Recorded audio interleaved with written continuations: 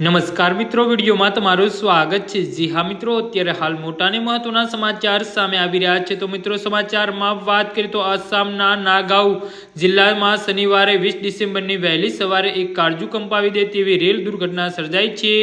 ગુવાહાટીથી આશરે 126 કિલોમીટર દૂર જમ્મુના મુખ કપૂર સેક્શન પાસે રાજધાની એક્સપ્રેસ ટ્રેન હાથીઓના ઝુંડ સાથે ટકરાતા 7 જંગલી હાથીઓના કમકમાટી ભર્યા મોત નીપજ્યા છે।